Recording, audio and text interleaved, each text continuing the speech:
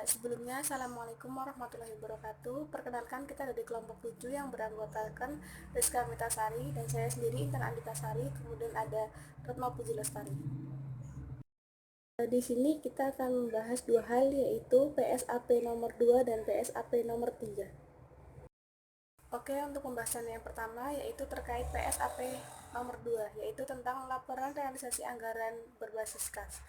Tujuan standar laporan realisasi anggaran yaitu menetapkan dasar-dasar penyajian laporan realisasi anggaran untuk pemerintah dalam rangka memenuhi tujuan akuntabilitas sebagai penetapan oleh peraturan perundang-undangan.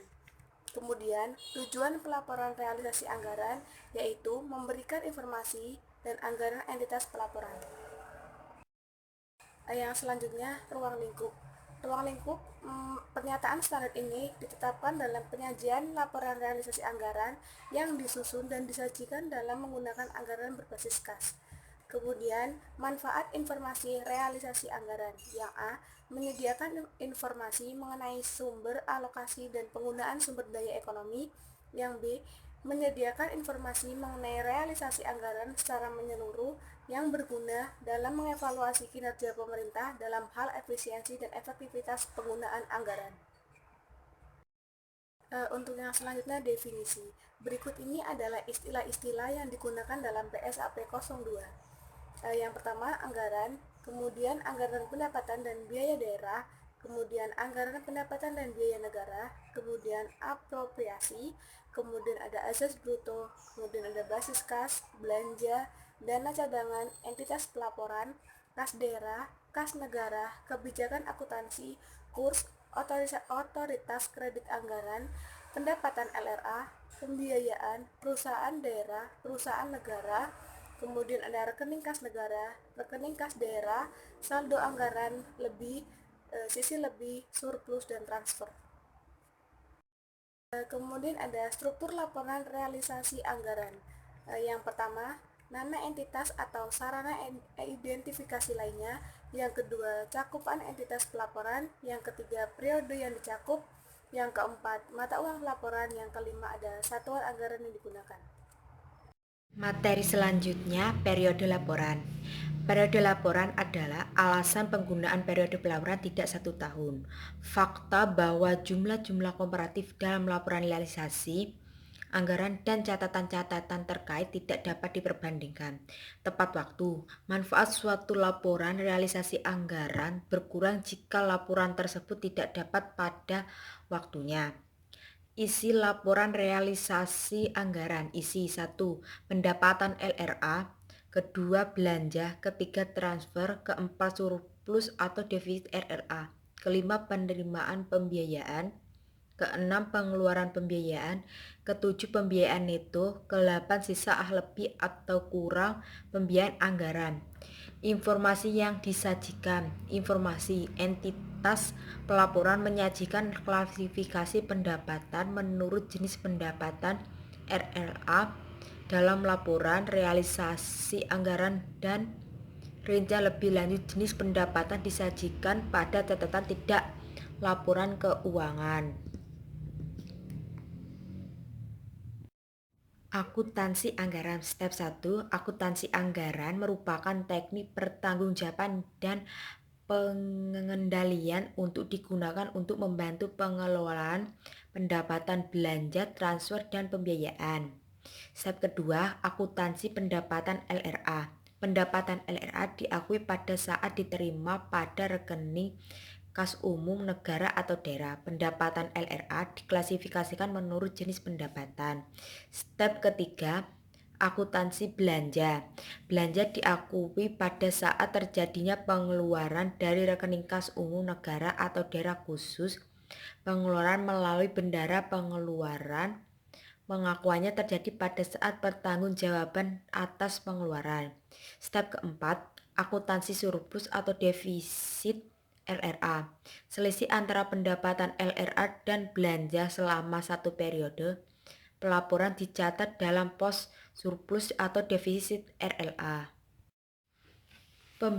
Akuntansi pembiayaan. Pembiayaan finansial adalah seluruh transaksi keuangan pemerintah baik penerimaan maupun pengeluaran yang yang perlu dibayar atau akan diterima kembali yang dalam penganggaran pemerintahan, terutama menutup defisit atau memanfaatkan surplus anggaran.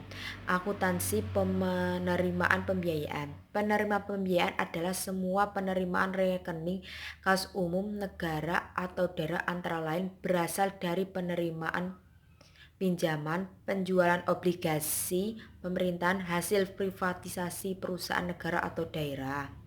Penerimaan kembali pinjaman yang diberikan kepada pihak ketiga, penjualan investasi permanen lainnya, dan pencairan dana cadangan.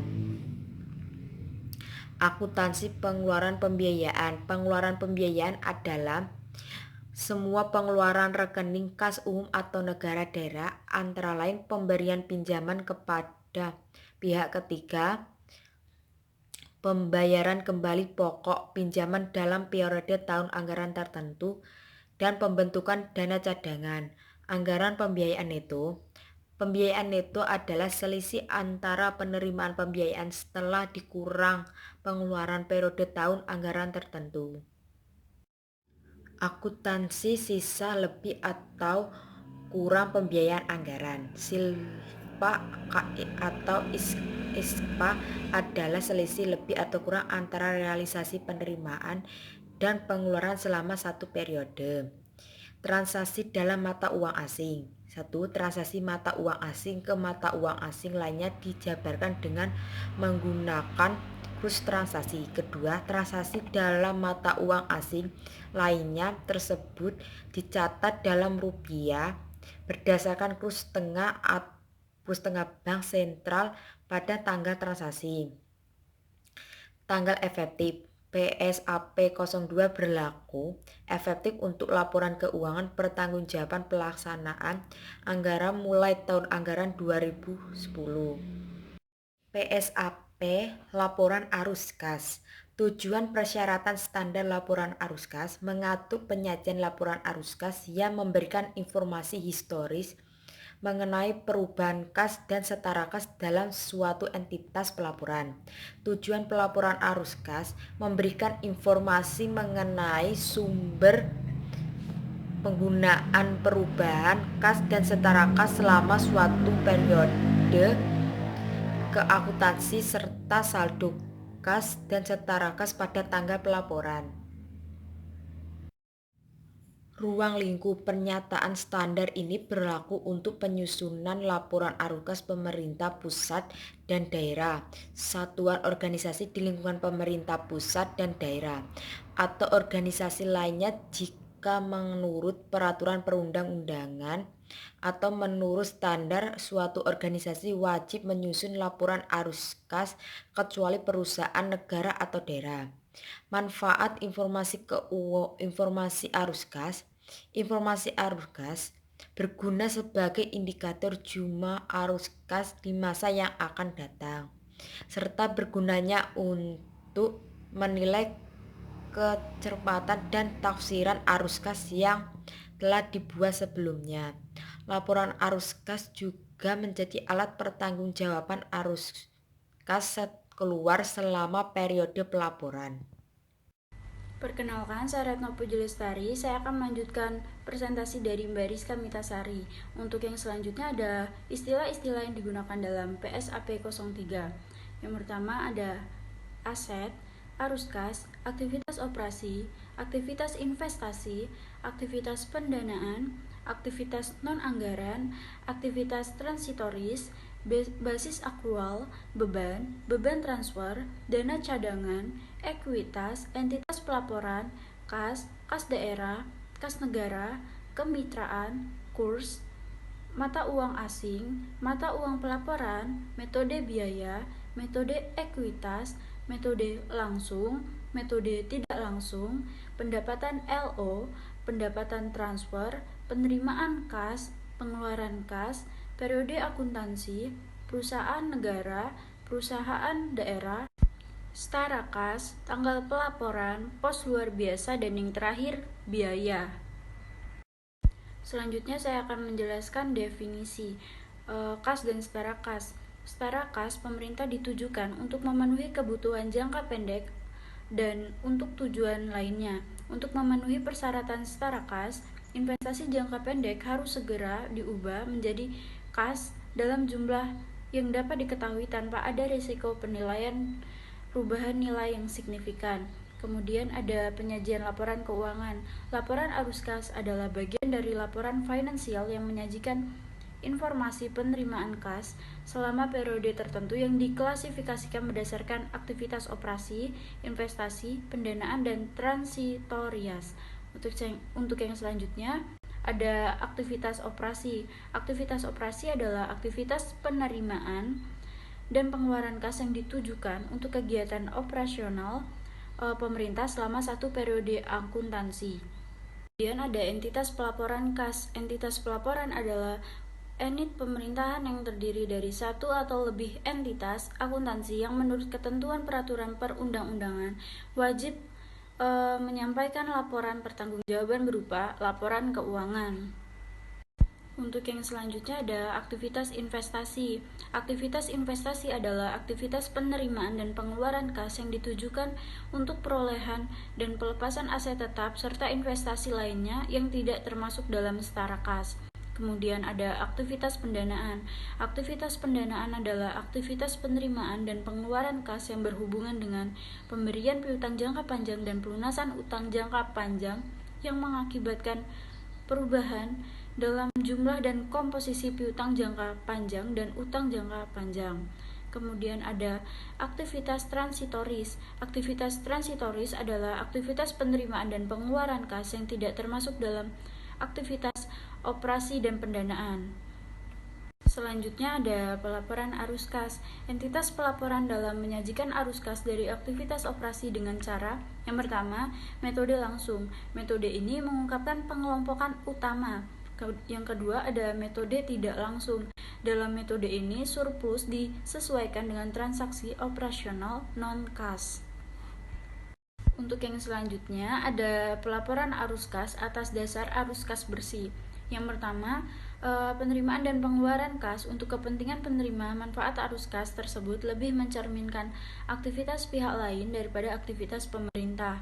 Yang kedua, penerimaan dan pengeluaran kas untuk transaksi-transaksi yang perputarannya cepat, volume transaksi banyak, dan jangka waktu yang singkat. Kemudian ada perolehan dan pelepasan investasi pemerintah dalam perusahaan negara atau daerah atau kemitraan dan unit operasi lainnya. Yang pertama, jumlah harga pembelian atau pelepasan. Yang kedua, bagian dari harga pembelian atau pelepasan yang dibayar dengan kas atau setara kas. Jumlah kas, dan yang ketiga, jumlah kas dan setara kas pada perusahaan negara atau daerah dan unit operasional lainnya yang diperoleh atau dilepas. Yang keempat, jumlah aset dan utang selain kas dan setara kas yang diakui oleh perusahaan atau negara atau daerah dan unit operasi lainnya yang diperoleh atau dilepas. Kemudian ada transaksi bukan kas. Transaksi operasi, investasi, dan pendanaan yang tidak mengakibatkan penerimaan atau pengeluaran kas dari setara kas tidak dilaporkan dalam laporan arus kas. Kemudian ada arus kas mata uang asing. Arus kas yang timbul dari transaksi mata uang. Untuk yang selanjutnya ada komponen kas dan setara kas. Entitas pelaporan mengungkapkan komponen kas dan setara kas dalam laporan arus kas yang jumlahnya sama dengan pos terkait di neraca. Kemudian ada pengungkapan lainnya. Entitas pelaporan mengungkapkan jumlah saldo kas dan setara kas yang signifikan yang tidak boleh digunakan oleh entitas. Kemudian ada tanggal efektif. PSAP ini berlaku efektif untuk laporan keuangan atas pertanggungjawaban pelaksana anggaran mulai tahun anggaran 2010. Sekian presentasi dari kelompok kami, kurang lebihnya kami mohon maaf. Wassalamualaikum warahmatullahi wabarakatuh.